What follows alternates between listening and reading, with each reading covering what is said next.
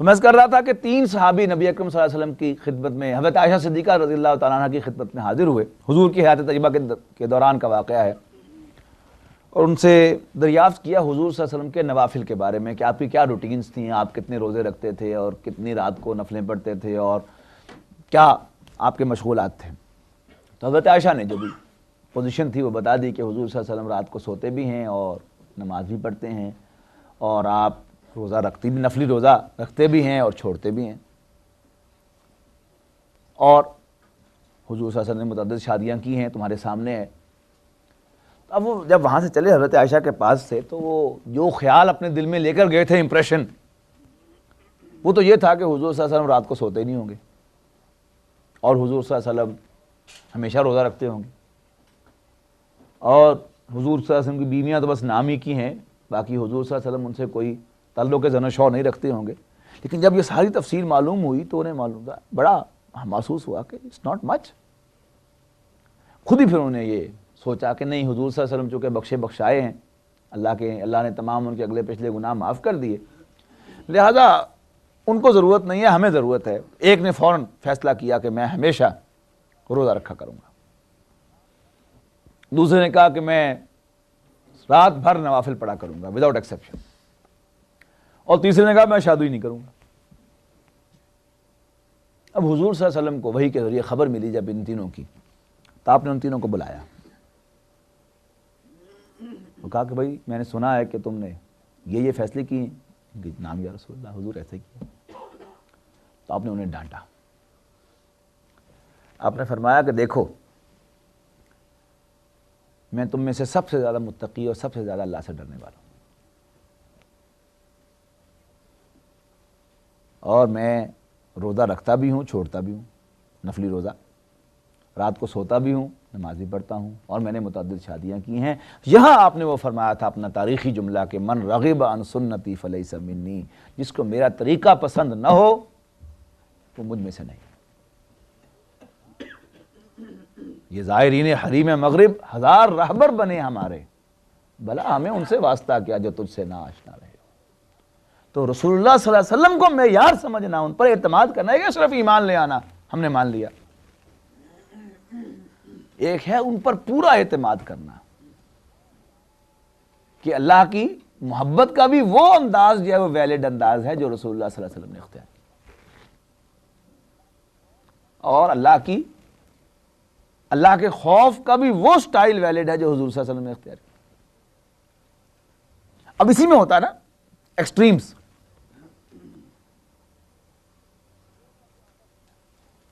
کہ کسی بزرگ کا کوئی اثر، کوئی ان کا مکاشفہ، اس کو بنیاد بنا کر بڑی بڑی باتیں ہوں گی کہ وہ فلاں جو تھی اللہ والی، وہ جا رہی تھی رات میں، دن کے وقت چراغ ہاتھ میں لیے ہوئے، ایک ہاتھ میں اور دوسرے ہاتھ میں ایک پانی کی بالٹی لیے ہوئے، پوچھا کہ آپ کہاں جا رہی ہیں؟ انہوں نے کہا جی میں جنت کو آگ لگانے جا رہی ہوں اور جہنم کو بجھانے جا رہی ہوں۔ کیوں؟ اس لیے کہ لوگ اللہ کی محبت کے جذبے کی بجائے صرف جنت کے لالچ میں اور جہنم کے خوف سے اللہ کی عبادت کرتے ہیں۔ بات بڑی دل کو لگتی ہے، ہاں واہ واہ کیا بات کہی، بڑا تیر مارا، لیکن غور کیجئے گا کہ اللہ کی عذاب جہنم سے ڈرنا یہ حضور کی سنت ہے، اور جنت کی طلب کرنا یہ بھی حضور کی سنت ہے۔ تو اللہ کی محبت حضور سے بڑھ کر اللہ کا چاہنے والا بھی کوئی نہیں، اور حضور صلی اللہ علیہ وسلم سے بڑھ کر اللہ سے ڈرنے والا بھی کوئی نہیں۔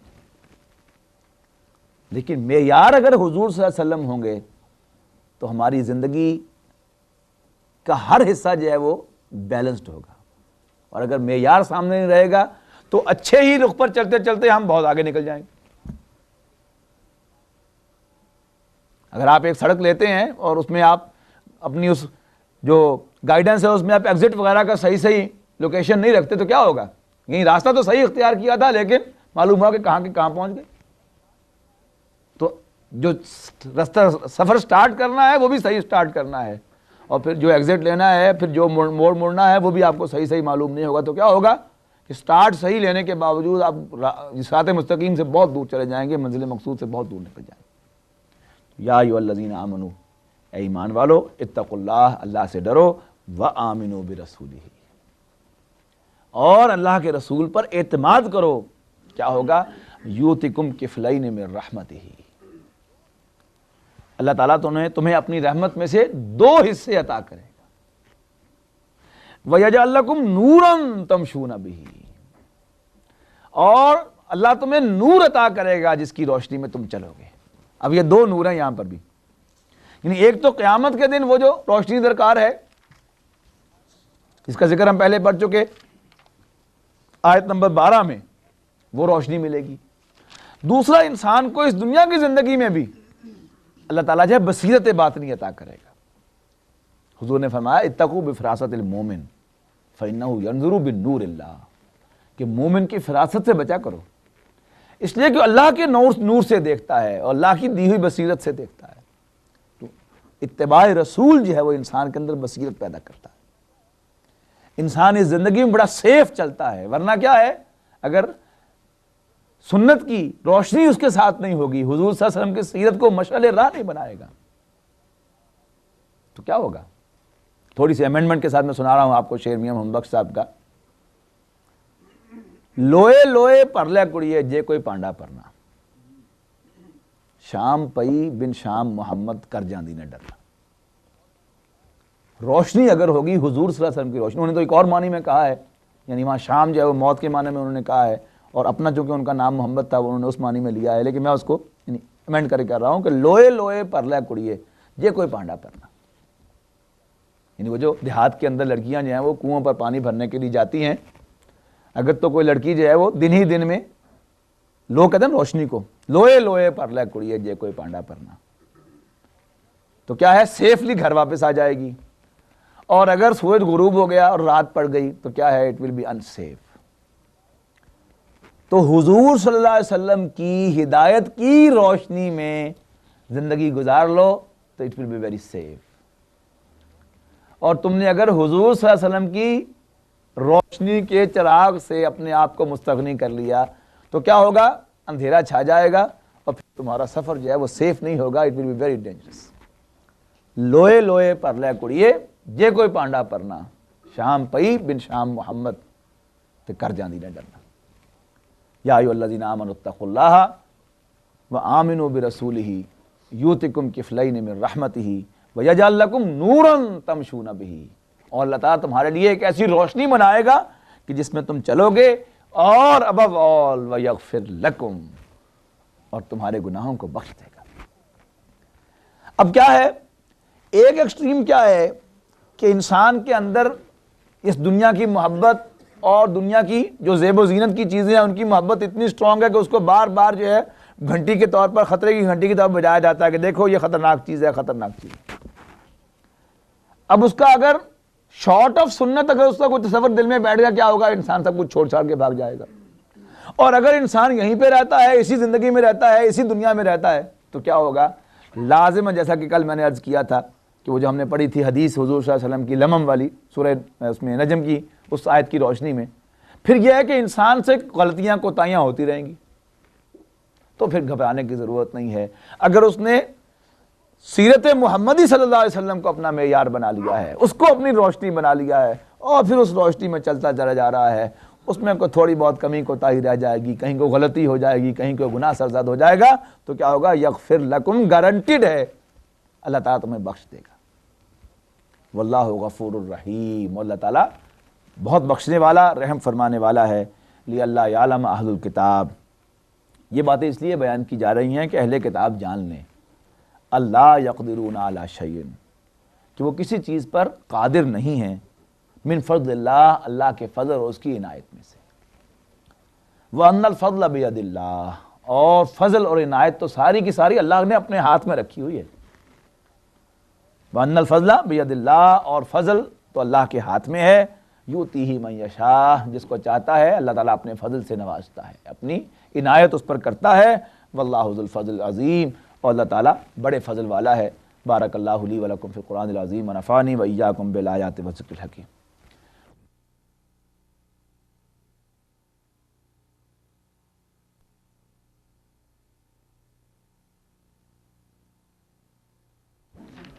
اعوذ باللہ من الشیطان الرجیم، بسم اللہ الرحمن الرحیم قد سمع اللہ قول التی تجادلک فی زوجها وتشتکی الی اللہ واللہ یسمع تحاورکما ان اللہ سمیع بصیر الذین یظاہرون منکم من نسائہم ما ہن امہاتہم ان امہاتہم الا اللائي ولدنہم وَإِنَّهُمْ لَيَقُولُونَ مُنْكَرًا مِنَ الْقَوْلِ وَزُورًا وَإِنَّ اللَّهَ لَعَفُوٌّ غَفُورٌ وَالَّذِينَ يُظَاهِرُونَ مِن نِّسَائِهِمْ ثُمَّ يَعُودُونَ لِمَا قَالُوا فَتَحْرِيرُ رَقَبَةٍ مِّن قَبْلِ أَن يَتَمَاسَا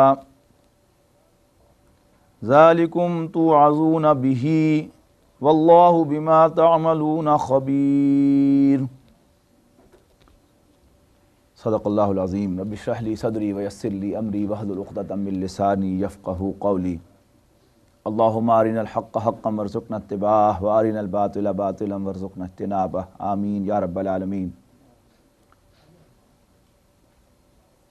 قد سمع اللہ قول التی تجادلک فی زوجہا وتشتکی الی اللہ۔ اللہ نے سن لی بات اس عورت کی جو اے نبی صلی اللہ علیہ وسلم آپ کے ساتھ جھگڑا کر رہی تھی اپنے خامن کے بارے میں، وتشتکی الی اللہ، اور اللہ سے شکایت کر رہی تھی۔ واللہ یسمع تحاورکما، اور اللہ تعالیٰ سنتا ہے تم دونوں کی گفتگو کو۔ ان اللہ سمیع بصیر، بے شک اللہ تعالیٰ سننے والا دیکھنے والا ہے۔ واقعہ یہ تھا کہ خولہ بنت ثعلبہ ایک صحابیہ تھیں، ان کے شوہر اوس بن صامت ان کے ساتھ زہار کر بیٹھے۔ زہار یہ تھا کہ کوئی شخص اپنی بیوی کو کہہ دے کہ تم میری ماں جیسی ہو، اور یہ عرب کا ایک دستور تھا کہ وہ اس طرح بیوی کو ماں جیسا یا ماں قرار دے دیتے تھے اور پھر اس پر سٹک کرتے تھے اور پھر اس کو طلاق شمار کیا جاتا تھا کہ جس طرح ماں کا جسم جو ہے وہ حرام ہے کسی انسان پر، اسی طرح اس عورت کا جسم بھی اس پر حرام ہو جاتا تھا۔ اسلام لانے کے بعد حضرت خولہ بنت ثعلبہ کے شوہر اوس بن صامت نے غصے میں یہی الفاظ کہے۔ اس کے بعد وہ انہیں ندامت بھی ہوئی اس پر کہ یہ تو میں نے غلط کہہ دیا، لیکن جیسے عرب کا دستور تھا کہ اسے اب سمجھا جاتا تھا کہ اب واقعی وہ اس پر حرام ہو گئی، تو انہیں کہا کہ بھئی تم تو حرام ہو گئی مجھ پر، خواہ میرے زبان سے غصے میں آیا یا جو مرضی ہوا یہ تو ہو گیا۔ تو اب حضرت خولہ بنت ثعلبہ حضور صلی اللہ علیہ وسلم کی خدمت میں حاضر ہوئیں اور آپ سے آ کر کہا کہ یہ ہوا ہے معاملہ، تو آپ نے فرمایا کہ نہیں تم اس پر حرام ہو گئی۔ اب وہ چلائیں حضور صلی اللہ علیہ وسلم سے آ کر بار بار کہتی کہ نہیں جی نہیں، یہ تو اس نے طلاق کا لفظ تو نہیں کہا، ویسے ہی اس نے غصے میں کہہ دیا، اور میرے بچوں کا کیا بنے گا، قصور اس کا ہے، میرے بچوں کا کیا قصور ہے، میرا کیا قصور ہے، یعنی بار بار اس نے آ کر حضور صلی اللہ علیہ وسلم سے یہی کہا، لیکن حضور صلی اللہ علیہ وسلم نے کہا کہ نہیں بس جو ہو گیا سو ہو گیا۔ اس پر یہ آیات نازل ہوئیں کہ اللہ تعالیٰ نے پھر ان کے لیے ایک ریاستہ نکالا اور ایک قانون جو ہے زہار کا مستقل نازل ہو گیا۔ تو فرمایا الذین یظاہرون منکم من نسائہم ما ہن امہاتہم، جو لوگ تم میں سے اپنی عورتوں کے ساتھ زہار کر بیٹھیں، انہیں ماں کہہ بیٹھیں، ما ہن امہاتہم، وہ ان کی مائیں نہیں ہیں، ان امہاتہم الا اللائي ولدنہم، ان کی مائیں تو صرف وہی ہیں جنہوں نے ان کو جنا ہے۔ وَإِنَّهُمْ لَيَقُولُونَ مُنْكَرًا، اور بے شک جو کچھ وہ کہہ رہے ہیں وہ غلط بات ہے، من القول، یعنی وہ اپنی زبان سے غلط بات کہہ رہے ہیں، وزورا، اور جھوٹ بول رہے ہیں۔ وَإِنَّ اللَّهَ لَعَفُوٌّ غَفُورٌ، اور بے شک اللہ تعالیٰ درگزر فرمانے والا بخشنے والا ہے۔ لیکن چونکہ انہوں نے ایک غلط بات کی ہے اور بڑی گھٹیا بات کی ہے جو نہیں کہنی چاہیے، ماں اور بیوی کا رشتہ کسی بھی درجے میں ایک نہیں ہوتا، کوئی مشابہت ان دونوں کے درمیان سوائے اس کے کہ وہ بھی ایک عورت ہے وہ بھی ایک عورت ہے، وہ نہیں ہے۔ تو یہ جو بات انہوں نے کہی اب اس پر کوئی سزا جو ہے وہ لازم ہے۔ والذین یظاہرون من نسائہم، اور وہ لوگ جو اپنی بیویوں کے ساتھ زہار کر بیٹھیں، ثم یعودون، اور پھر وہ رجوع کریں اس سے، لما قالو اپنے قول پر، تو ان پر لازم ہے فتحریر رقبۃ، تو ان پر ایک گردن کا آزاد کرنا، یعنی ایک غلام یا لونڈی کو آزاد کرنا لازم ہے، من قبل ان یتماسا، اس سے پہلے کہ وہ اپنی بیویوں کو چھوئیں، یعنی پہلے غلام آزاد کریں، کفارہ ہو جائے تو پھر بیوی کو ہاتھ لگائیں۔ ذالکم توعظون بہ، اس کی اللہ تعالیٰ تم کو نصیحت کرتا ہے، واللہ بما تعملون خبیر، اور جو کچھ بھی تم کرتے ہو اللہ تعالیٰ اس سے باخبر ہے۔ فمن لم یجد فصیام شہرین متتابعین، اور کسی کے پاس کوئی غلام نہ ہو، غلام ہوگا تو آزاد کرے گا، تو کوئی غلام ہی نہیں رکھتا تو پھر کیا کرے؟ یا جیسے آج کے دور میں بالفعل یعنی غلام تو موجود نہیں ہیں، جن علاقوں میں ہوں گے سو ہوں گے، لیکن ایک شخص جو ہے وہ یہاں رہتا ہے، اس کے پاس تو کوئی غلام نہیں، وہ کیا کرے؟ فمن لم یجد فصیام شہرین متتابعین، اور جو ایسا نہ کر سکے اس پر مسلسل 2 مہینے کے روزے رکھنے لازم ہے، مسلسل 2 مہینے 60 روزے اکٹھے رکھنا آسان کام نہیں ہے، بہت بڑی سزا ہے۔ من قبل ان یتماسا، اس سے پہلے کہ بیوی کو ہاتھ لگائے، اور اگر 58 پہ آ کے ایک چھوڑ دیا تو پھر نئے سرے سے، اس لیے کہ مسلسل رکھنے ہیں تب ہوگا، اور ایک دفعہ اگر اس نے 60 روزے اکٹھے رکھ لیے تو پھر انشاءاللہ ایسی غلطی کبھی نہیں ہوگی۔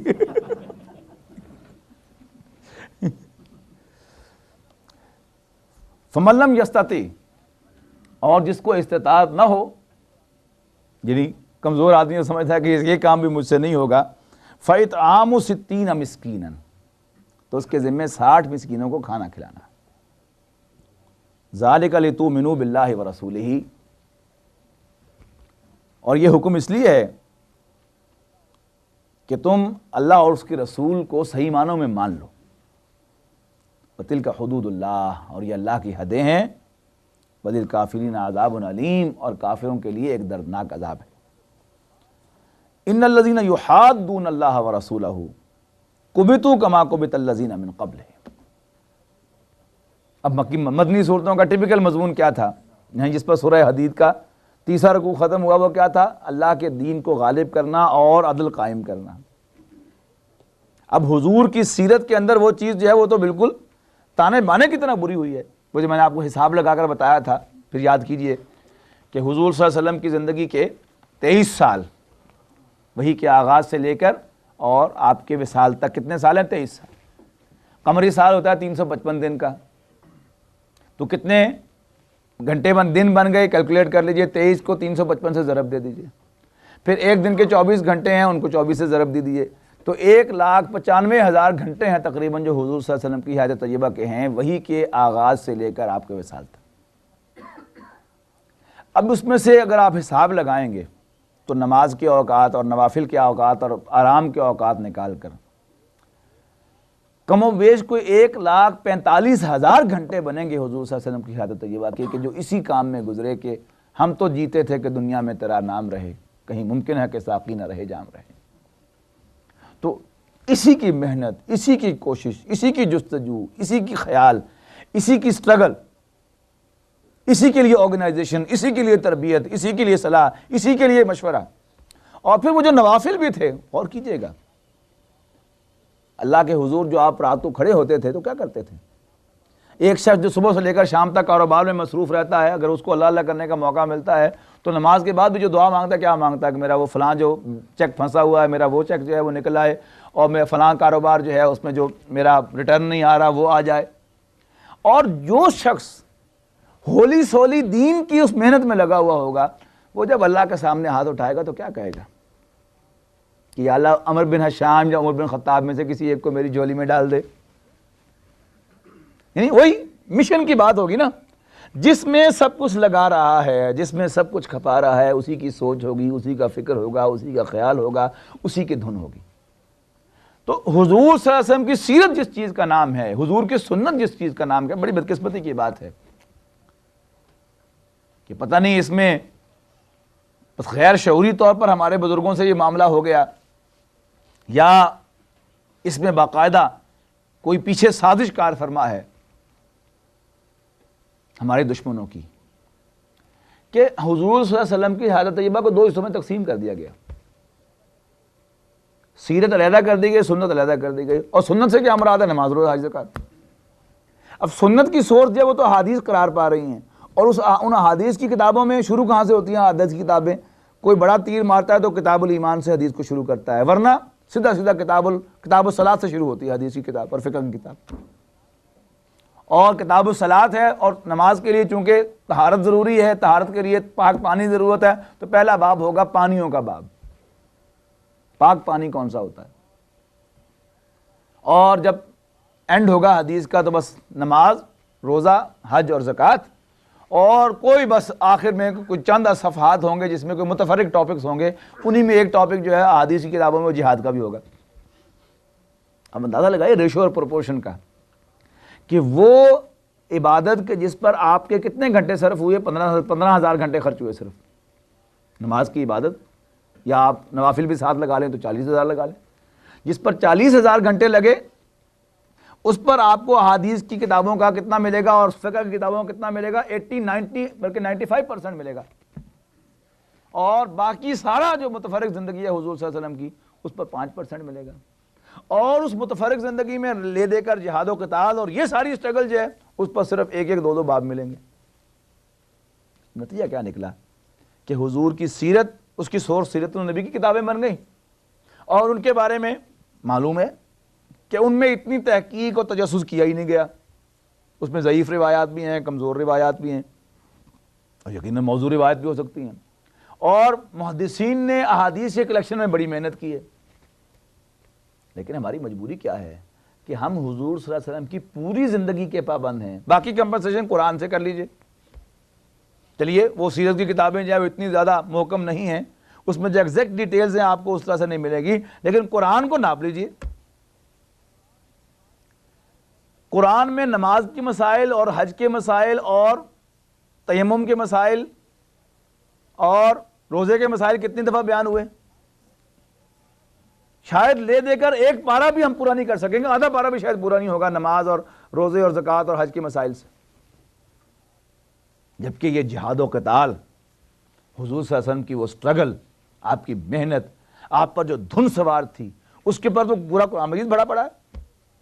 یعنی کبھی وہ حضور کے لیے براہ راست ہدایات ہیں اور کبھی پچھلے نبیوں کے واقعات میں ہدایات ہیں. وہ بھی کیا ہے؟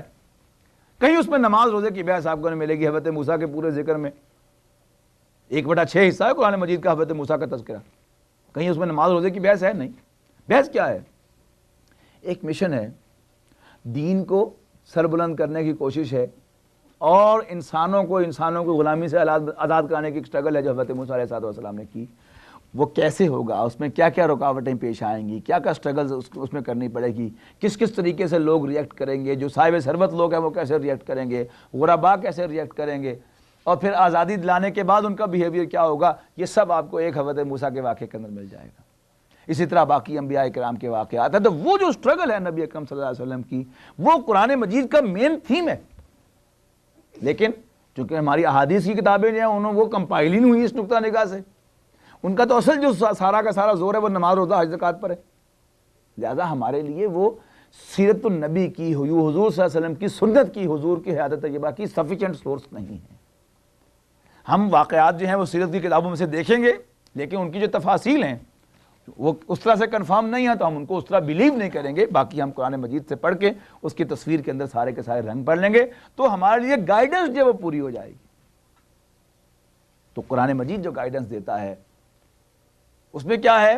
مکی صورتوں میں پچھلے رسولوں کے واقعات کے ذریعے سے بیس بنا لی گئی، اور مدنی صورتوں میں رسول اللہ صلی اللہ علیہ وسلم کو ہدایات دی گئی. اب آ گیا وہ مضمون، ان الذین یحادون اللہ ورسولہ، بے شک وہ لوگ جو اللہ اور اس کے رسول کی مخالفت کرتے ہیں، کبتوا کما کبت الذین من قبلہم، وہ اسی طرح ذلیل کیے جائیں گے جیسے ان سے پہلے لوگ ذلیل کیے گئے تھے. وقد انزلنا آیات بینات، اور ہم نے واضح نشانیاں نازل فرما دی ہیں. وللکافرین عذاب مہین، اور کافروں کے لیے ایک دردناک عذاب ہے. یوم یبعثہم اللہ جمیعا، جس دن اللہ تعالیٰ ان سب کو جمع کرے گا، دوبارہ اٹھائے گا. فینبئہم بما عملوا، تو ان کو جتلائے گا کہ وہ کیا کچھ کرتے رہے تھے، انہوں نے کیا کیا تھا. احصاہ اللہ ونسوہ، اللہ نے تو ان سب کاموں کا احاطہ کیا ہوا ہے. اللہ کو سب یاد ہے کہ انہوں نے کیا کیا حرکتیں کی ہیں. ان کو قیامت کے دن جب اللہ کے سامنے پیش ہوں گے تو اللہ تعالیٰ ان کو جتلائے گا کہ وہ کیا کرتے رہے تھے. احصاہ اللہ، اللہ تعالیٰ نے ان کے اعمال کو پوری طرح گھیر رکھا ہے، ان کو یاد رکھا ہوا ہے. ونسوہ، جبکہ وہ اس کو بھول چکے ہیں. واللہ علی کل شیء شہید، اور اللہ تعالیٰ ہر چیز سے واقف ہے، اللہ تعالیٰ ہر چیز پر گواہ ہے. الم تر ان اللہ یعلم ما فی السماوات و ما فی الارض، کیا تم نے نہیں دیکھا، کیا تمہیں معلوم نہیں ہے کہ بے شک اللہ تعالیٰ جو کچھ آسمانوں میں ہے اور جو کچھ زمین میں ہے اسے جانتا ہے. وما یکون من نجوی ثلاثۃ، ما یکون من نجوی ثلاثۃ، نہیں ہوتے سرگوشی کرنے والے تین، الا ہوا رابعہم، مگر یہ کہ ان میں وہ چوتھا موجود ہوتا ہے. یعنی اللہ تعالیٰ ہر جگہ موجود ہے، تو جب بھی کوئی تین آدمی سرگوشی کرتے ہیں، اب یہاں سرگوشی سے کون سے سرگوشی مراد ہے؟ حضور صلی اللہ علیہ وسلم کی سٹرگل کو، حضور کے مشن کو انڈو کرنے کے لیے، اس کو سیبوٹاج کرنے کے لیے، اس کی سٹرگل کو انفیکٹو بنانے کے لیے جو صلاح مشورہ کرتے تھے منافقین اور یہودی آپس میں مل کر، بالخصوص منافقین، یہاں اس کا ذکر ہے. ما یکون من نجوی، ان کو وارن کیا جا رہا ہے کہ یہ جو تم چوری چوری سرگوشیاں کرتے ہو پلاننگ کرنے کے لیے حضور صلی اللہ علیہ وسلم کے خلاف، تو نہیں ہوتے تین آدمی سرگوشی کرنے والے، الا ہوا رابعہم، مگر یہ کہ ان میں چوتھا ہوتا ہے. ولا خمسۃ، اور نہیں ہوتے پانچ آدمی، الا ہوا سادسہم، مگر یہ کہ اللہ ان میں چھٹا ہوتا ہے.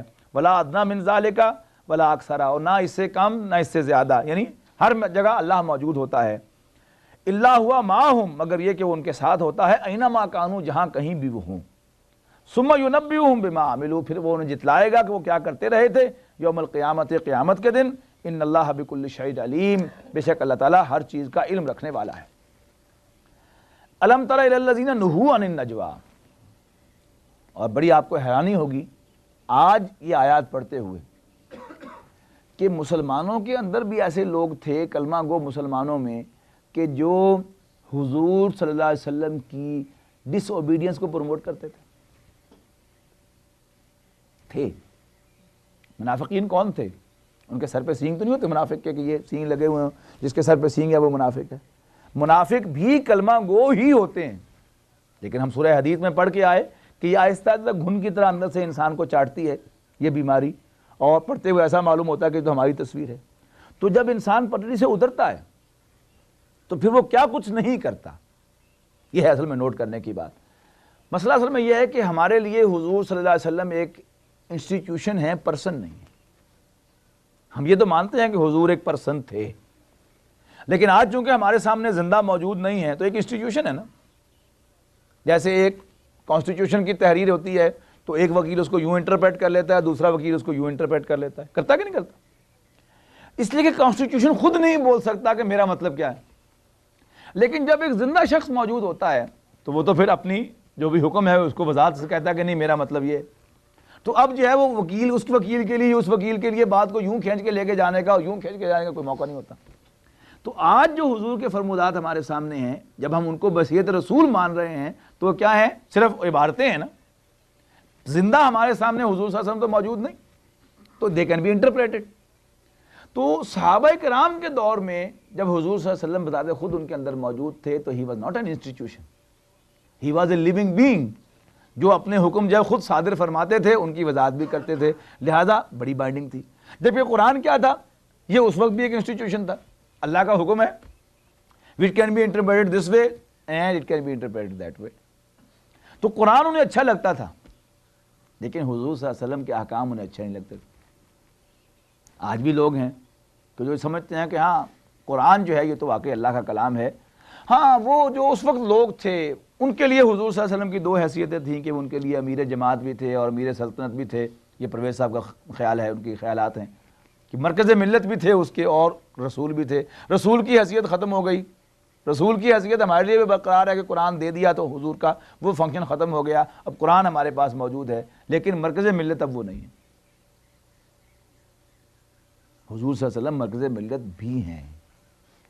وہ بات جو حضور سے ثابت ہو جائے اور اس کی مزید جو اس کی وضاحت ہے، یعنی حضور کا ایک تو حکم ہے نا، حضور صلی اللہ علیہ وسلم کا جو الفاظ ہے وہ انسٹیٹیوشن ہے، لیکن اس حکم کو امت نے کیسے قبول کیا، صحابہ کا تعامل، امت کا اجماع، جہاں یہ سب چیزیں جمع ہو جائیں تو اس کا مطلب ہو گیا کہ حضور کے اس فرمان کی عملی تصویر بھی ہمارے سامنے کنفرم ہو کر آ گئی، اب اس میں ہلنے کے کوئی چانس باقی نہیں رہا۔ تو اس دور میں جب حضور زندہ موجود تھے تو بڑا کھلکا تو کھلتا تھا، یہ کیا ہوا، ٹھیک ہے ہم نے رسول مان لیا، اب ہر معاملے میں ہماری اطاعت، ہم اس کی اطاعت کریں، یہ نہیں ہو سکتا، یہ بہت زیادہ ہی سر پہ چڑھتے جا رہے ہیں۔ تو ذرا کوئی ایسی پلاننگ کی جائے کہ ان کو ہم جو اب زیادہ ہی آتے ڈالتے جا رہے ہیں کہ جو حکم دیتے ہیں مان لیتے ہیں۔ میں ان کے الفاظ آپ کے سامنے دہرا رہا ہوں لاؤڈلی، کہ جو سرگوشیاں کرتے تھے منافقین، وہ کیا ہوتی تھی، یہی تو ہوتی تھی کہ زیادہ ہی ہم نے ان کو سر پہ چڑھا لیا ہے، یہ بھوکے ننگے آئے تھے مکے سے، لٹے لٹائے، اپنوں نے ان کو نکال دیا تھا، ہم نے زیادہ ہی ان کو لفٹ دے دی ہے، اور یہ ہم نے مواخات کر لی اور ان کو اپنا آدھی جائیداد بھی دے دی، اور یہ بھی ان کے حوالے کر دیا اور وہ بھی ان کے حوالے کر دیا، اور اب ہماری بلی ہمیں میوں میوں اور ہمارے خلاف جو ایکشن لیے جا رہے ہیں۔ تو ذرا ان کو ذرا ٹائٹ کر کے رکھو، ہر بات میں ان کا کہنا نہ مانا کرو۔ یہ تھی وہ باتیں کہ سرگوشیوں میں کرتے تھے، اس پر آپ اس کو بیک گراؤنڈ میں رکھ کے پڑھیں گے تو انشاءاللہ یہ آیات سمجھ میں آئیں گی۔ الم تر الی الذین نہوا عن النجوی، کیا الم تر الی الذین نہوا عن النجوی، کیا آپ نے ان لوگوں کی طرف نہیں دیکھا جن کو سرگوشیوں سے منع کیا گیا تھا؟ یہ سورہ نساء کے اندر حکم گزر چکا۔ ثم یعودون لما نہوا عنہ، لیکن وہ پھر دہراتے ہیں وہی چیز جس سے انہیں منع کیا گیا۔ وَيَتَنَاجَوْنَ بِالْإِثْمِ وَالْعُدْوَانِ وَمَعْصِيَتِ الرَّسُولِ، اور وہ سرگوشیاں کرتے ہیں گناہ کے لیے، گناہ کی پروموشن کے لیے، اور زیادتی کو پروموٹ کرنے کے لیے، اور رسول صلی اللہ علیہ وسلم کی نافرمانی کو پروموٹ کرنے کے لیے۔ دیکھا آپ نے کتنے کلیئر الفاظ میں ہے کہ وہ نجوہ کرتے ہیں برائی کے لیے، عدوان کے لیے، اور رسول کی معصیت کے لیے صلی اللہ علیہ وسلم۔ وَإِذَا جَاءُوكَ، اور جب آپ کے پاس آتے ہیں، حَيَّوْكَ بِمَا لَمْ يُحَيِّكَ بِهِ اللَّهُ، تو آپ کو اس طرح دعا دیتے ہیں جیسے اللہ نے دعا کرنے کا حکم نہیں دیا۔ یعنی اللہ نے فرمایا کہ سلام کیا کرو، تو بجائے سلام علیکم کہنے کے، سلام علیکم کہنے کے، یا السلام علیکم کہنے کے السلام علیکم کہہ دیا، یعنی تم پر موت آئے۔ ایک بدعا دے دی اپنے خیال میں، دل ہی دل میں خوش ہوئے کہ واہ دیکھا میں نے کڑکا دیا، پتہ بھی نہیں چلا اس کو۔ وَإِذَا جَاءُوكَ حَيَّوْكَ بِمَا لَمْ يُحَيِّكَ بِهِ اللَّهُ وَيَقُولُونَ فِي أَنفُسِهِمْ، اور دل ہی دل میں کہتے ہیں لولا يعذبنا اللہ، بڑا بنا پھرتا ہے رسول، اگر واقعی رسول ہوتا تو ہم نے اسے گالی دی تھی، ہم پر عذاب نہ آ جاتا۔ یہ ہے وہ الفاظ، وَيَقُولُونَ فِي أَنفُسِهِمْ، دل ہی دل میں کہتے ہیں لولا يعذبنا اللہ بما نقول، جو کچھ ہم کہتے ہیں اس پر ہمیں اللہ عذاب کیوں نہیں دیتا؟ حسبهم جہنم، ان کا ٹھکانہ جہنم ہے، یصلونہا، اللہ تعالیٰ ان کو ڈالے گا اس میں، فبئس المصیر، پس وہ بہت برا ٹھکانہ ہے۔ یا ایھا الذین آمنوا، اے ایمان والو، اذا تناجیتم، جب بھی سرگوشی کرو، فلا تتناجوا بالاثم والعدوان ومعصیۃ الرسول، مت سرگوشی کرنا گناہ کے لیے، زیادتی کے لیے، اور رسول صلی اللہ علیہ وسلم کی نافرمانی کو پروموٹ کرنے کے لیے۔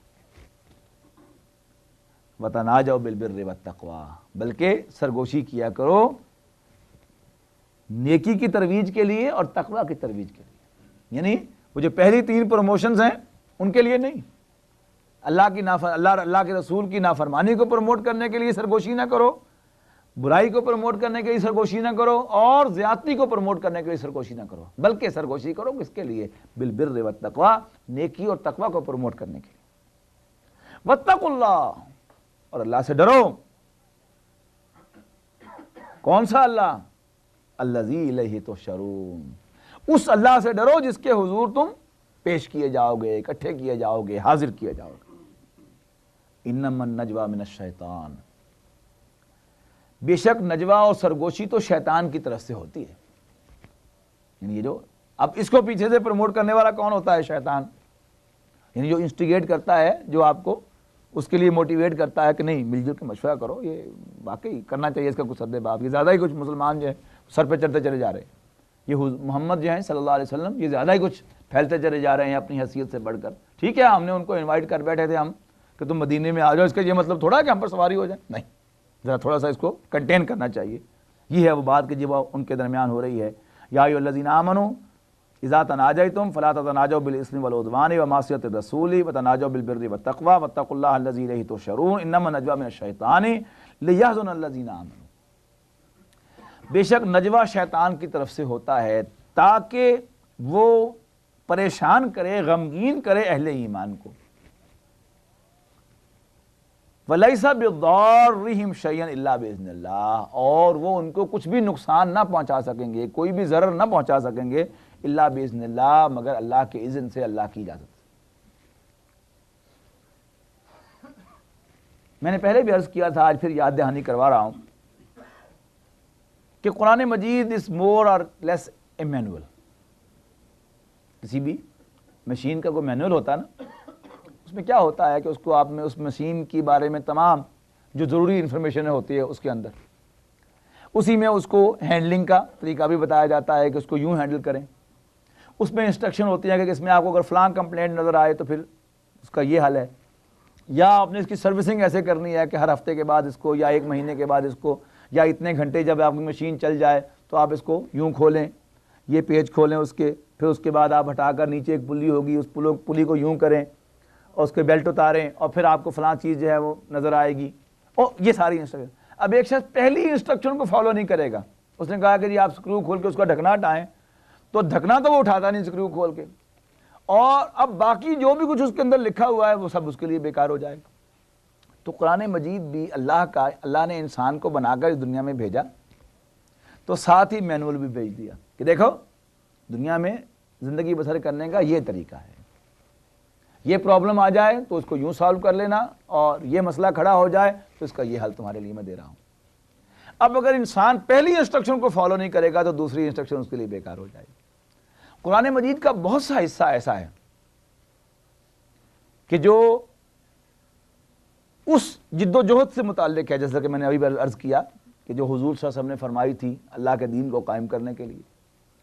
اس میں خاص طور پر جماعتی زندگی کی مسائل، یعنی جن لوگوں نے بالفعل اس سٹرگل کو اپنے اوپر لازم نہیں سمجھا، یعنی وہی جو دین کا تصور تھا، جب اللہ کا دین غالب تھا، خلافت راشدہ قائم تھی، فقہ ہماری مرتب ہوئی اس وقت اور حدیث بھی ہماری مرتب ہوئی اس وقت یہ دین کو قائم رکھنے کی ذمہ داری تھی ریاست کے اوپر، اسلامی ریاست پر، اس لیے کہ وہ قائم تھی، انٹیکٹ تھی، زندہ تھی. تو اس وقت ایک عام انسان کی جو ذمہ داریاں تھیں وہ وہی تھیں جو نماز روزہ حج زکوٰۃ ہیں. باقی اسلامی ریاست جس کو جو ذمہ داری تفویض کر دے وہ اس کی ذمہ داری. لیکن اب جب کہ اللہ کا دین قائم نہیں ہے، اب تو پھر اوریجنل پوزیشن پہ چلے گی چیز، لیکن اجتہاد اس اعتبار سے ہوا ہی نہیں، سب لکیر کے فقیر بیٹھے ہوئے ہیں.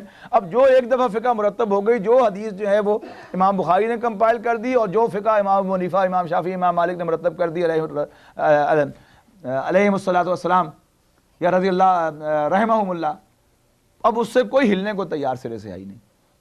حالانکہ اصل بات کیا ہے کہ یہ تمام باتیں جو حضور کی جماعتی زندگی سے متعلق ہیں، جماعتی زندگی کے مسائل، یہ اس شخص کی سمجھ میں کبھی نہیں آ سکتے جو کسی دینی تحریک کے اندر شامل نہیں ہوا. اور ان کو زیادہ اپریشیٹ کون کرے گا؟ جتنا زیادہ انوالو ہوگا اتنا ہی اپریشیٹ کرے گا. اب جوتا جس کو کاٹ رہا ہوتا ہے اسے پتا ہوتا ہے. اب ظفر صاحب سے آپ پوچھیں گے تو جتنا ان کو مزہ آئے گا یہ آیات پڑھ کے وہ کسی اور کو نہیں آئے گا، اس لیے کہ وہ ایک تنظیم کی عمارت، چھوٹی سی تنظیم ہے اگرچہ وہ، لیکن وہاں بھی انسان کو تجربہ ہوتا رہتا ہے کہ ہاں واقعی خوب بات کہی، ایسے ہی ہوتا ہے. تو کسی بھی آرگنائزیشن کے اندر اب انسٹیٹیوشن، جیسا کہ میں عرض کیا کہ ان کے لیے حضور زندہ موجود تھے تو ان کو حضور کھلتے تھے. ہمارے لیے قرآن بھی انسٹیٹیوشن، حدیث بھی انسٹیٹیوشن. اب کون کھلے گا؟ دینی جماعت کا امیر کھلے گا کہ ہم قرآن و حدیث کو ماننے کو تو تیار ہیں، لیکن اب ہر معاملے میں ہم امیر کی بات نہیں مان سکتے. اب ہوگا کیا کہ 4 آدمی جو ہے وہ کھڑے ہوں گے، یعنی وہ لوگ کہ جو کسی جماعت کو اندر شامل تو ہوئے کسی تحریک کے اندر، لیکن پوری طرح موٹیویشن ان کے اندر باقی نہیں رہی. اور وہ جو ہم نے سورہ حدید میں ابھی پڑھا ہے کہ گریجولی جو ہے وہ فیگ آؤٹ ہونا شروع ہوا، ان کا ایمان اور کرتے ہوتے فیل ہوتے ختم ہو گئے، اور منافقت پوری طرح اسٹیبلش ہوگی دل کے اندر. اب اس کے مظاہر کیا ہوں گے؟ بہت سے مظاہر. وہ وعدہ کرے گا، جھوٹ بولے گا، وعدہ خلافی کرے گا، امانت میں خیانت کرے گا، اور زیادہ ہی اس کو آپ کارنر کرنے کی کوشش کریں گے تو گالی گلوچ پہ اتر آئے گا، پھٹ پڑے گا، لڑنا شروع کر دے گا آپ کے ساتھ. اب یہ کون اپریشیٹ کرے گا؟ یہ وہی اپریشیٹ کر سکتا ہے کہ جو کسی جماعت میں، کسی تحریک میں ذمہ داری اس نے سنبھالی ہو، اور پھر کسی ساتھی کو اس نے پہلے اس کو موٹیویٹ کیا ہو کہ بھائی اجتماع میں آیا کرو، وہ روز وعدہ کرے گا کہ میں آؤں گا، آئے گا نہیں.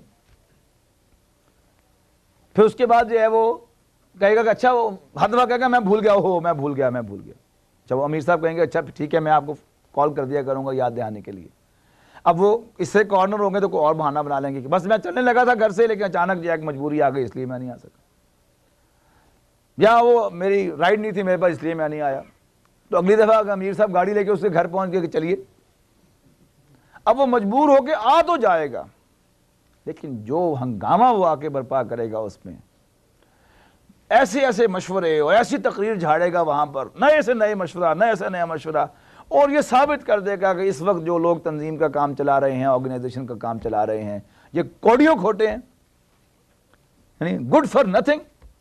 کوئی ان کو ڈھنگ نہیں، کوئی ان کو سلیقہ نہیں، کوئی یہ کام نہیں جانتے، کچھ کر نہیں سکتے. میں اصل میں آج کا ذرا مصروف ہوں، ذرا کچھ میں فارغ ہو گیا تو پھر میں آپ کو ایسا کام کرا کے دکھاؤں گا، مینیج کر کے دکھاؤں گا کہ آپ کی طبیعت صاف ہو جائے، خوش ہو جائے گی طبیعت. اب باقی عام لوگ جو ہیں، اب امیر صاحب کو تو پتا ہے نا کہ کتنا ان کے اندر جذبہ ہے اور کتنے اس کے لیے مرے چلے جا رہے ہیں دین کی خدمت کے لیے. اب عام آدمی واقعی بڑا امپریس ہوگا، ایک عام ساتھی جو کہ واہ واہ واہ کیا کہنے. اب کیا ہوگا، اب یہ جو انہوں نے مشورے ارشاد فرمائے اس محفل کے اندر، اس میں امیر جو ہے اس کی حیثیت جو ہے وہ لوگوں کے دل میں ہوگی کہ ہاں واقعی یہ جو پوائنٹ آؤٹ کیا ہے کہ یہ کام بھی صحیح نہیں ہے، یہ کام بھی صحیح نہیں ہے، یہ بھی مس مینجمنٹ ہے، وہ بھی مس مینجمنٹ ہے. ہاں واقعی ہمارا امیر جو ہے is not a good manager. وہ بیچارہ جو صبح سے لے کر شام تک محنت کر رہا ہے، مارا پھر رہا ہے، آپ کی محنتیں کر رہا ہے، وہ کیا اس نے آپ سے کوئی پیسے لینے؟ آپ سے اس نے کوئی جاب مانگی ہوئی ہے؟ آپ نے اس نے آپ سے کوئی جائیداد مانگی ہوئی ہے؟ کس کے لیے کر رہا ہے؟ اللہ کے دین کے لیے مارا پھر رہا ہے. لیکن اب ایک چند باتیں جو ہوں گی، یہ جو مشورے ارشاد فرمائے جائیں گے، ان کا یہ نتیجہ نکلے گا.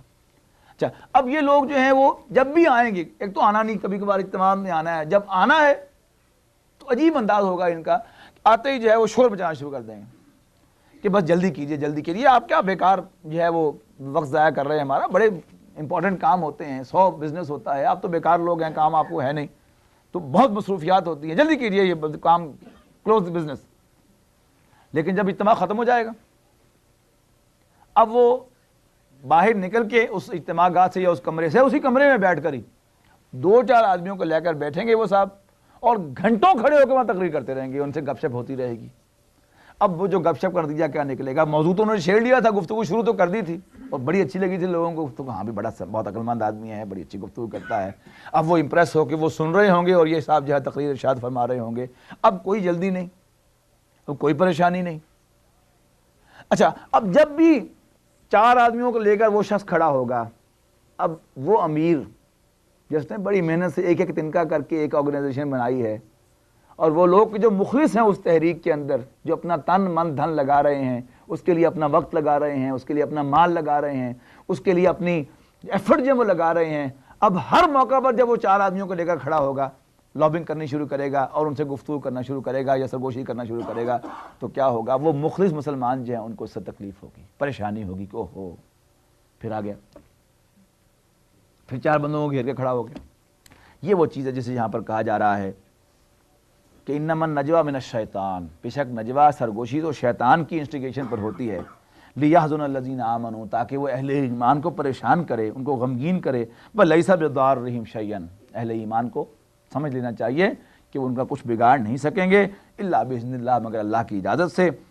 وعلی اللہ فلیتوکل المؤمنون، اور مومنوں کو تو اللہ ہی پر بھروسہ کرنا چاہیے. یا ایھا الذین آمنوا اذا قیل لکم تفسحوا فی المجالس فافصحوا یفصح اللہ لکم. اب ایک ان کا اور انداز تھا منافقین کا کہ حضور صلی اللہ علیہ وسلم کی محفل میں آئے، مسجد نبوی میں بیٹھے ہیں، اب اصول کیا ہے گیدرنگ کا کہ everybody should face the chair, لیکن اب وہ آتے تھے حضور کی محفل میں تو بجائے حضور صلی اللہ علیہ وسلم کو فیس کرنے کے چھوٹی چھوٹی ٹولیاں بنا کر جو ہے بیٹھتے تھے، اس کا منہ ادھر ہے تھوڑا سا، اس کا منہ ادھر ہے، اور آپس میں مسکراتے رہتے تھے، اور کمنٹس جو ہیں حضور کی تقریر پر، کوئی حضور نے بات کہی تو اس کا گھٹنا دبا دیا، مٹھ رکھ ذرا، کوئی کہہ دیا ہاں اپنے بھی بال بچے ہیں نا، ہاں اپنا بھی تو پیٹ لگا ہوا ہے نا، ہاں بس دیکھو، خود تو اپنی تو اہلیہ بھی ساتھ جاتی ہے نا وہ جنگ کے اندر بھی، تو ان کے تو مزے ہیں، ان کے تو وہ گھر ہی ہوتا ہے. اب مصیبت تو ہمیں ہے نا کہ ہمیں اپنے بال بچے گھر بار چھوڑ کے جانا پڑتا. اب یہ کمنٹ ہے وہ حقیقت کہ حضور صلی اللہ علیہ وسلم کی ایک زوجہ محترمہ بھی جنگ کے اندر اور سفر کے اندر حضور کے ساتھ ہوتی تھی. کسی اور کی ساتھ نہیں ہوتی تھی. اب اسی پر ایک حقیقت کو اس کو اس طرح پروجیکٹ کرنا, اس کو اس انداز سے کہ جس سے معلوم ہو کہ ہاں واقعی کوئی جسٹس نہیں ہو رہا, بڑی زیادتی ہو رہی ہے تو ہم پر. تو اب یہ جو چیزیں ہیں یہ وہ ساری کی ساری خراب کرتی ہیں. اب وہ مل کے بیٹھ کے ٹولیاں بنا کے آمنے سامنے بیٹھے ہوئے ہیں, بجائے حضور کی بات غور سے سننے کے وہ اصل میں سارا کنسنٹریشن, ایک لفظ یہاں سنا اور فوراً ہی اس پر کان میں اس کے کمنٹ کر دیا. کان میں کہنے کا موقع نہیں تو یوں اس کی چٹکی کاٹ دی, یا اس کا گھٹنا دبا دیا, یا اس کا ہاتھ دبا دیا, اس کو اشارہ کر دیا کہ بس. اب یہ وہ حرکتیں ہیں, یہ کون اپریشیٹ کرے گا؟ وہی اپریشیٹ کر سکتا ہے کہ جس نے جماعتی زندگی میں وقت گزارا ہو, جماعت بنا کے دیکھی ہو یا جماعت میں پارٹیسپیشن کی ہو in the right earnest, casual visitor کی حیثیت سے نہیں, خاص طور پر کوئی ذمہ داری بھی سنبھالی ہو. اور پھر اس کو جو دکھ ہوتا ہے کہ کوئی شخص جو ہے وہ لابنگ کرنی شروع کر دے, اس جماعت کے خلاف پروپیگنڈا کرنا شروع کر دے, ہو اسی کا آدمی, اور پھر اس کے خلاف باتیں کرے, اس کو جو تکلیف ہوتی ہے, اس کو جو رنج پہنچتا ہے, اس کو جو جس طرح وہ تڑپتا ہے کہ یہ کیا ہو رہا ہے, یہ کیا ہو رہا ہے, یہ کیا ہو رہا ہے. ایک عام ساتھی جو ہے جو بڑا مخلص ہے وہ جا کے بار بار امیر سے جا کے شکایت کرتا ہے کہ دیکھیے یہ کیا ہو رہا ہے, آپ منع کیوں نہیں کرتے, ان کو ڈانٹیں, ان کو نکالے تنظیم سے باہر. اب یہ وہ اندر ہی اندر جو ہے وہ ہوتا ہے کہ حضور صلی اللہ علیہ وسلم جو ہے وہ جب عبداللہ ابن ابی نے حضرت عائشہ رضی اللہ تعالیٰ پر تہمت لگائی اور پھر ایک دو اور مواقع پر اس نے الٹی سیدھی باتیں کہیں, تو اس پر حضرت ابوبکر صدیق, حضرت عمر رضی اللہ تعالیٰ نے کہا تھا کہ حضور اگر مجھے آپ اجازت دیں تو میں اس کی گردن اڑا دوں. آپ نے فرمایا تھا کہ لوگ کیا کہیں گے کہ جب محمد صلی اللہ علیہ وسلم اپنے گھر سے نکال دیے گئے تھے, مکے سے نکال دیے گئے تھے, بے دست و پا تھے, تو مدینے والوں کا سہارا لیا, اور جب ہاتھ مضبوط ہو گئے تو انہیں پر ہاتھ صاف کرنا شروع کر دیا. لیکن آپ اس جملے سے اندازہ لگائیں کہ دکھ کتنا تھا رسول اللہ صلی اللہ علیہ وسلم کو, لیکن کیا نہیں. تو ارشاد ہوا یا ایھا الذین آمنوا اذا قیل لکم تفصحوا فی المجالس, کہ جب تمہیں کہا کرے کہ مجلسوں میں کھل کر بیٹھا کرو, ففصحوا تو کھل جایا کرو, یفصح اللہ لکم یعنی ٹولیاں بنا کر نہ بیٹھا کرو بلکہ کھلے سب فیسنگ دا چیئر بیٹھا کرو, یفصح اللہ لکم اللہ تعالیٰ تمہارے اندر کشادگی پیدا کر دے گا. وَإِذَا قِيلَ انشزوا اور جب کہا جائے کہ اٹھ کھڑے ہو, فانشزوا تو اٹھ کھڑے ہوا کرو, یرفع اللہ الذین آمنوا منکم یعنی جب ڈسپرس کر دی جائے میٹنگ, کال آف کر دی جائے تو پھر ڈسپرس ہو جایا کرو. پھر اس کے بعد وہاں خام خواہ اس لابنگ کے لیے اور برائی کو پروموٹ کرنے کے لیے اور جاتی کو پروموٹ کرنے کے لیے اور رسول کی نافرمانی کو پروموٹ کرنے کے لیے وہاں کھڑے نہ رہا کرو. یرفع اللہ الذین آمنوا منکم والذین اوتوا العلم درجات, اللہ تعالیٰ بلند فرما دے گا تم میں سے ان لوگوں کو جو واقعی ایمان لائے درجات میں, اور جن کو علم عطا کیا درجوں میں اللہ تعالیٰ ان کو بلند کر دے گا. واللہ بما تعملون خبیر, اور جو کوئی بھی تم کرتے ہو, جو حرکتیں بھی تم کرتے ہو, اللہ تعالیٰ اس سے باخبر ہے. یا ایھا الذین آمنوا اے ایمان والو, اذا ناجیتم الرسول فقدموا بین یدی نجواکم صدقۃ. اور یہ بھی ایک بڑا دلچسپ انداز جو ہے وہ آپ کو نظر آئے گا, یعنی کسی ایسی جگہ پر کہ جہاں ایک شخص جو ہے وہ ذمہ دار بنایا گیا ہے, اور جو چیف آرگنائزر ہے اس تنظیم کا, جو بھی امیر ہے, جو سب سے زیادہ ہائر رینک پر ہے, اب کام کرنا نہیں, لیکن وہ جو ہائر رینک کا جو امیر ہے اس کے ساتھ تعلقات بڑے اچھے رکھنے ہیں. اب اس تعلقات میں کرنا کیا ہے, لے دے کا حاصل کیا ہونا ہے کہ جب بھی وہ امیر صاحب تشریف لائیں گے تو ان کی بڑی خدمت خاطر ان کی آگے پیچھے, اور ساتھ ان کے کان میں یہ بتاتے رہنا ہے وقتاً فوقتاً کہ جو مقامی آرگنائزیشن کے ذمہ دار لوگ ہیں یہ بیکار لوگ ہیں. اب ہر دفعہ کیا ہوتا ہے جب بھی کوئی ان کے کان میں جا کے, اور بڑے پرومیننٹ کرنا اپنے آپ کو کہ باقی سب لوگ میٹنگ ہو رہی ہے, محفل ہو رہی ہے, اور سب کو بالکل پھاڑ کے سبوں کو جانا, اور کان میں جا کر وہ جو چیف ہے وہ چیئر کر رہا ہے میٹنگ کو, اس کو جا کے کان میں جا کے بات کرنا, جس سے امپورٹنس کا اندازہ ہو جائے کہ یہ بڑا امپورٹنٹ آدمی ہے. اب جب یہ ہوگا تو خام خواہ ڈسٹرب بھی ہوگا, اور لے دے کے کرنا کیا, بات دھیلے کی نہیں ہوتی, لیکن بڑا اس کو جا کے اسپیشلی جا کے کان میں کہنا آؤٹ آف دی وے جا کر. اس پر ایک علاج کیا گیا کہ ان سے کہا گیا, اب منافقین کو سب سے بھاری چیز کیا تھی, اللہ کے راستے میں مال خرچ کرنا, تو ان پر ایک ٹیکس لگایا گیا اللہ کی طرف سے. ٹیکس کیا تھا, یا ایھا الذین آمنوا اے ایمان والو, اذا ناجیتم الرسول جب تمہیں رسول اللہ صلی اللہ علیہ وسلم سے سرگوشی کرنی ہو, کوئی پرائیویٹ ان سے انٹرویو کرنا ہو, تو فقدموا بین یدی نجواکم صدقۃ, تو پھر اپنی اس سرگوشی سے پہلے یعنی 1-to-1 انٹرویو سے پہلے صدقہ دیا کرو. ذالک خیر لکم واطہر، یہ تمہارے لیے بہتر بھی ہے اور زیادہ پاکیزگی کی بات بھی۔ فَإِن لَمْ تَجِدُوا، بس اگر تم ایسا نہ کر سکو، فَإِنَّ اللَّهَ غَفُورٌ رَحِيمٌ، تو اللہ تعالیٰ بخشنے والا رحم فرمانے والا ہے۔ أَشْفَقْتُمْ أَن تُقَدِّمُوا بَيْنَ يَدَيْ نَجْوَاكُمْ صَدَقَاتٍ، اب یہاں کہ ہوا کیا کہ پابندی تو لگانی مقصود تھی منافقین پر، لیکن جب پابندی لگ گئی صدقے کی تو اب ظاہر ہے کہ بہت سے دین کے وہ کام جو تھے، ایک عام آدمی ایک ورکر ہے دین کی تحریک کا، اسے کسی اہم بات حضور صلی اللہ علیہ وسلم کو واقعی بتانی ہے، ضروری ہے، تو اب وہ بھی صدقہ تلاش کر رہا ہے، چار پیسے میرے پاس ہوں، پہلے میں ٹیکس دوں تو پھر میں جا کے بات کروں، تو بڑی مشکل ہو گئی، تو لہٰذا پھر جلد ہی اس کو واپس لے لیا گیا، اس حکم کو صرف وارننگ دے دی گئی کہ یہ بھی ہم کر سکتے ہیں، منافقوں کو ذرا الرٹ کرنے کے لیے کہ اشفقتم ان تقدموا بین یدی نجواکم صدقات، کیا تم اس سے ڈر گئے کہ تم حضور صلی اللہ علیہ وسلم سے سرگوشیاں کرنے سے پہلے، کان میں کوئی بات کرنے سے پہلے صدقہ دیا کرو گے؟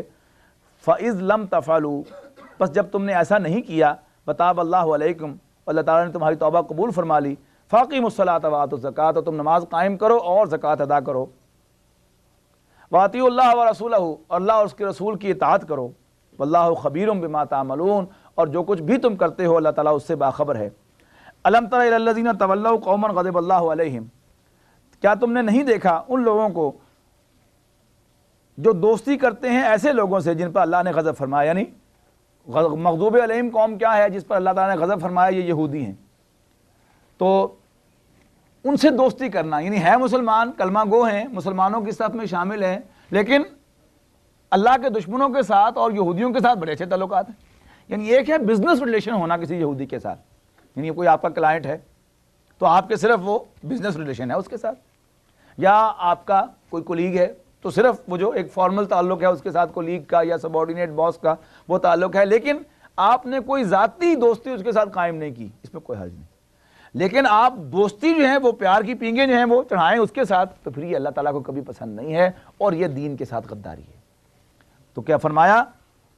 الم تر الی الذین تولوا قوما غضب اللہ علیہم، کیا تم نے ان لوگوں کو دیکھا کہ جو دوستی کرتے ہیں، دوست بناتے ہیں ایسے لوگوں کو جن پر اللہ نے غضب فرمایا، ما ہم منکم ولا منہم، نہ وہ تم میں سے ہیں نہ ان میں سے ہیں، ویحلفون علی الکذب، اور جھوٹی قسمیں کھاتے ہیں، وہم یعلمون، حالانکہ وہ جانتے ہیں، اعد اللہ لہم عذابا شدیدا، اللہ تعالیٰ نے ایسے لوگوں کے لیے شدید عذاب تیار کر رکھا ہے، انہم ساء ما کانوا یعملون، بے شک بہت بری حرکتیں ہیں جو وہ کر رہے ہیں، اتخذوا ایمانہم جنۃ، وہ اپنی قسموں کو ڈھال بناتے ہیں، فصدوا عن سبیل اللہ، اور اللہ کے راستے سے روکتے ہیں، فلہم عذاب مہین، پس ان کے لیے ایک توہین آمیز عذاب ہے، لن تغنی عنہم اموالہم ولا اولادہم من اللہ شیئا، اللہ کے مقابلے میں ان کے مال اور ان کی اولادیں ان کے کچھ کام نہ آئیں گی، اولئک اصحاب النار، وہ آگ والے ہیں، ہم فیہا خالدون، اس میں ہمیشہ ہمیشہ رہیں گے۔ یوم یبعثہم اللہ جمیعا، جس دن اللہ تعالیٰ ان سب کو اٹھائے گا، فیحلفون لہ کما یحلفون لکم، اور پھر وہ اللہ کے سامنے بھی ویسے ہی قسمیں کھائیں گے جیسے آج تمہارے سامنے قسمیں کھاتے ہیں کہ ہم تمہارے ساتھ۔ الا انہم ہم الکاذبون، آگاہ ہو جاؤ کہ یہی جھوٹے ہیں۔ استحوذ علیہم الشیطان، اصل بات کیا ہے کہ شیطان نے ان کو قابو کر رکھا ہے، فانساہم ذکر اللہ، اور ان کے دلوں سے اللہ کی یاد کو محو کر دیا ہے۔ سورہ حدید میں اصل کیا تھا؟ اللہ کی یاد کے لیے دل نرم ہو جائیں، تو ان کے دل جو سخت ہوئے ہیں وہ کس نے کیے ہیں؟ شیطان نے کیے ہیں۔ شیطان نے ان کو اس طرح اوور پاور کر لیا ہے ان منافقین کو کہ ان کے دلوں سے اللہ کی یاد ختم ہو گئی ہے۔ فانساہم، ان کو بھلا دی ہے، کیا بھلا دیا ہے؟ ذکر اللہ، اللہ کی یاد ان کو بھلا دی ہے، یعنی اللہ کی یاد ان کے دلوں سے محو کر دی ہے۔ اولئک حزب الشیطان، یہ شیطان کی پارٹی ہے۔ الا ان حزب الشیطان هم الخاسرون، آگاہ ہو جاؤ کہ شیطان کی پارٹی ہی نقصان اٹھانے والی ہے، گھاٹے میں رہنے والی ہے، یعنی مغلوب ہونے والی ہے۔ ان الذین یحادون اللہ ورسولہ اولئک فی الاذلین، بے شک وہ لوگ جو اللہ اور اس کے رسول کی مخالفت کرتے ہیں۔ یہاں دیکھیے گا، یہاں کافر نہیں کہا کہ وہ لوگ جو اللہ اور اس کے رسول کو نہیں مانتے، جو اللہ اور اس کے رسول کی مخالفت کرتے ہیں۔ مخالفت کیا ہے؟ کوئی جائیداد کا جھگڑا ہے اللہ اور اس کے رسول کے ساتھ؟ نہیں۔ کوئی پیسے کا جھگڑا ہے؟ نہیں۔ یعنی زن زر زمین ایسا کوئی جھگڑا نہیں اللہ اور اس کے رسول کے لوگوں کے ساتھ۔ جھگڑا کیا ہے؟ کیوں جی؟ اللہ کے دین کو قائم کرنا، یعنی رسول اللہ صلی اللہ علیہ وسلم کا مشن کیا ہے کہ میں نے اللہ کے جھنڈے کو اونچا کرنا ہے. اب جو لوگ اس مشن کی مخالفت کرتے ہیں وہ گویا اللہ اور اس کے رسول کی مخالفت کرتے ہیں، خواہ وہ کہنے کو مسلمان ہوں، خواہ وہ کہنے کو عیسائی ہوں، خواہ وہ کہنے کو یہودی ہوں، خواہ وہ کہنے کو مشرک ہوں. لیکن الفاظ غور کیجئے، ان الذین یحادون اللہ ورسولہ، بے شک وہ لوگ کہ جو اللہ اور اس کے رسول کی مخالفت کرتے ہیں، اولئک فی الاذلین، وہ مغلوب ہوں گے، ذلیل ہوں گے. کتب اللہ لاغلبن انا ورسلی، وہ جو نبی اور رسول کا فرق ہم نے پڑھا تھا یاد کیجئے گا، سورہ صافات میں آیا تھا، سورہ کس میں آیا تھا؟ سورہ زاریات میں تھا یا سورہ زخرف تھی؟ کون سی سورت تھی؟ بہرحال مجھے بتا دیجیے گا دیکھ کے، پھر میں ابھی دیکھ کے بتا دیجیے گا، میں آگے چلتا ہوں. تو وہاں جو ہے تفصیل سے میں نے اس کو بیان کیا تھا کہ اللہ کے رسول، جب اللہ تعالیٰ نبیوں میں سے کسی کو باقاعدہ رسول کا ڈیزگنیشن دے کر کسی قوم کی طرف اپوائنٹ کر دے، یعنی ایک ہے S H O O S D on special duty, ایک ہے ایس ایچ او فلاں تھانے کا انچارج. اب یہ تو گورنمنٹ کا براہ راست نمائندہ ہے، کسی تھانے کا انچارج اگر ایس ایچ او قتل ہوگا تو that will be a offence, that will be an offence against the government of Punjab. کوئی ورکنگ حالت میں جو باقاعدہ ایس ایس پی گجرانوالہ قتل ہوا تو باقاعدہ وہ آفینس تھا حکومت پنجاب کے خلاف. تو ایس ایس پی قتل نہیں ہوا، وہ وزیر اعلیٰ قتل ہوا انڈائریکٹلی. تو اسی طرح اللہ کا نمائندہ جو اللہ نے کسی قوم کی طرف رسول بنا کر بھیج دیا ہو وہ مغلوب نہیں ہوتا. ان جنرل نبی مغلوب ہوئے، قتل بھی ہوئے، اور دو میں نے مثال دی تھی آپ کو کہ دونوں کنٹمپریری، حضرت یحییٰ اور حضرت عیسیٰ. حضرت یحییٰ حضرت مریم کے خالہ زاد بھائی ہیں، حضرت مریم کے بھائی ٹھہرے نا، تو رشتے میں ماموں ٹھہرے حضرت عیسیٰ کے. لیکن حضرت یحییٰ قتل ہو گئے، حضرت عیسیٰ کو زندہ اٹھا لیا گیا. کیوں اٹھایا گیا؟ اس لیے کہ ان کو باقاعدہ رسولاً الی بنی اسرائیل بنا دیا گیا تھا. اس لیے سورہ آل عمران میں بڑا واضح کیا گیا، یہ کہتے ہیں انا قتلنا عیسیٰ ابن عیسیٰ، کیا الفاظ ہیں؟ انا قتلنا المسیح ابن مریم، بے شک ہم نے قتل کیا مسیح ابن مریم کو، رسول اللہ کے رسول کو. forget about it، ما قتلوہ وما صلبوہ یقیناً، نہ انہوں نے اس کو قتل کیا نہ سولی چڑھایا یقیناً.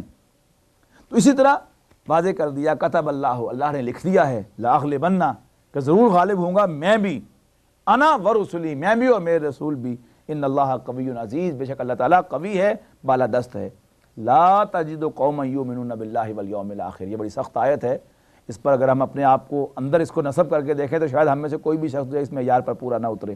لا تجد قوما یؤمنون باللہ والیوم الآخر یوادون من حاد اللہ ورسولہ لو کانوا آباءہم او ابناءہم او اخوانہم او عشیرتہم اولئک کتب فی قلوبہم الایمان وایدہم بروح منہ. تم نہ پاؤ، لا تجدو تم نہیں پاؤ گے، مضارع کا صیغہ ہے، لا تجدو تم نہیں پاؤ گے اے محمد صلی اللہ علیہ وسلم، قوماً ایسے لوگوں کو، یؤمنون باللہ والیوم الآخر، جو اللہ پر اور آخرت کے دن پر ایمان رکھتے ہیں. کیا کرتے ہوئے نہیں پاؤ گے؟ یوادون من حاد اللہ ورسولہ، دوستی رکھتے ہوئے، محبت کرتے ہوئے ان لوگوں کے ساتھ جو اللہ اور اس کے رسول کی مخالفت کرتے ہیں. ولو کانوا آباءہم، خواہ وہ ان کے باپ ہوں، او ابناءہم یا ان کے بیٹے ہوں، او اخوانہم یا ان کے بھائی ہوں، او عشیرتہم یا ان کے رشتہ دار ہوں. تو ہم یہ سب کچھ قربانیاں جو کر رہے ہیں، دین کا کام کیوں نہیں کرنا؟ کہ میرے خاندانی حالات جو ہیں وہ اجازت نہیں دیتے، میرے والدین مخالفت کرتے ہیں، میری بیوی مخالفت کرتی ہے، میرے بچے مخالفت کرتے ہیں، میرے رشتہ دار مخالفت کرتے ہیں. کام تو ٹھیک ہے، لیکن اب جو لیکن ہے اسے یہاں رکھ کر اپنے سامنے پھر پڑھیے اس آیت کو کہ تم نہیں پاؤ گے ان لوگوں کو جو اللہ اور اس کے رسول پر ایمان رکھتے، جو اللہ پر اور آخرت کے دن پر ایمان رکھتے ہیں، دوستی کرتے ہوئے، مودت رکھتے ہوئے ان لوگوں کے ساتھ کہ جو اللہ اور اس کے رسول کی مخالفت کریں، خواہ وہ ان کے باپ ہوں، بیٹے ہوں، بھائی ہوں یا رشتہ دار ہوں. اولئک کتب فی قلوبہم الایمان، یہ وہ لوگ ہیں جن کو تم ان کے ساتھ دوستی کرتے ہوئے نہیں پاتے کہ جن کے دلوں میں ایمان، اللہ نے جن کے دلوں میں ایمان لکھ دیا ہے، وَأَيَّدَهُمْ بِرُوحٍ مِّنْهُ، اور ان کی تائید فرمائی ہے اپنی جانب سے روح کے ذریعے، حضرت جبرائیل کے ذریعے، روح امین.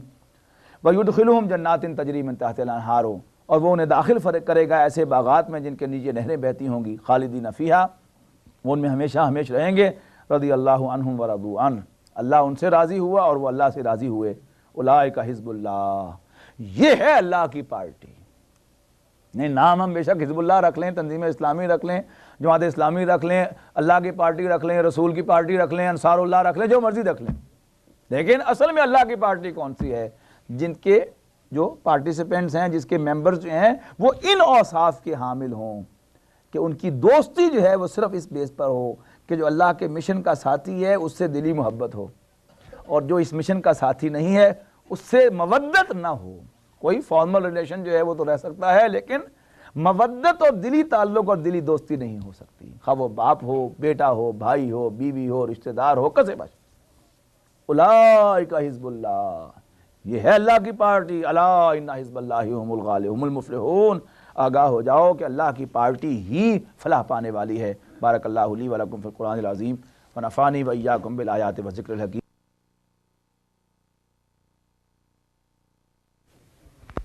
بسم اللہ الرحمن الرحیم۔ رب اشرح لی صدری ویسر لی امری واحلل عقدۃ من لسانی یفقہوا قولی۔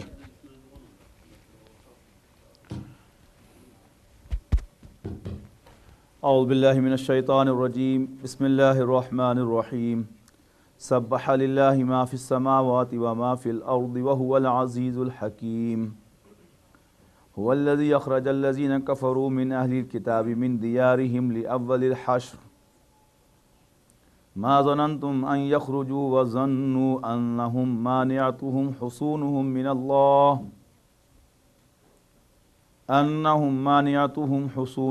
من اللہ فآتاهم اللہ من حیث لم يحتسبوا وقذف فی قلوبہم الرعب یخربون بیوتہم بأیدیہم وأیدی المؤمنین فاعتبروا یا اولی الابصار لولا ان كتب الله عليهم الجلاء لعذبهم في الدنيا ولهم في الآخرة عذاب النار ذلك بأنهم شاقوا الله ورسوله ومن يشاقق الله فإن الله شديد العقاب ومن يشاقق الله فإن الله شديد العقاب۔ سبح للہ ما فی السماوات وما فی الارض وهو العزیز الحکیم۔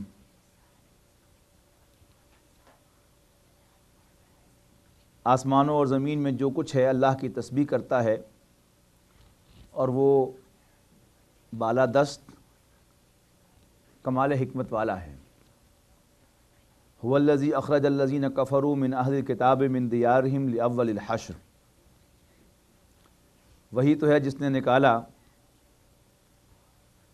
کفار میں سے اہل کتاب کو، یعنی کفار حضور صلی اللہ علیہ وسلم کو نہ ماننے والے، جیسا کہ بار بار میں عرض کر چکا ہوں، آج بھی گفتگو ہوئی کہ مسلمان کون ہے؟ حضور کو ماننے والا، اور کافر کون ہے؟ حضور صلی اللہ علیہ وسلم کو نہ ماننے والا۔ وہی ہے جس نے نکالا کفار میں سے اہل کتاب کو ان کے گھروں سے لأول الحشر، پہلے کلیش میں۔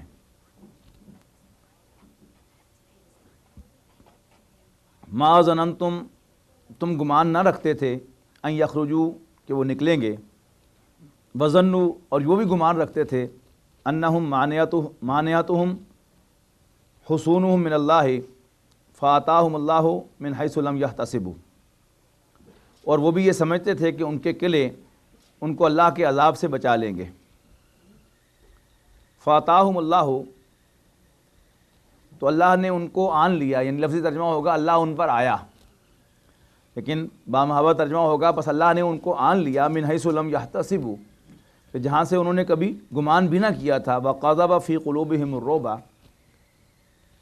اور اللہ نے ڈال دیا ان کے دلوں میں رعب، یخربون بیوتہم بایدیہم، کہ وہ اپنے گھروں کو خود اپنے ہاتھوں اجاڑ رہے تھے، وَأَيْدِي الْمُؤْمِنِينَ، اور مومنوں کے ہاتھوں سے اجڑوا رہے تھے۔ فَاعْتَبِرُوا يَا أُولِي الْأَبْصَارِ، تو اے آنکھوں والو عبرت حاصل کرو۔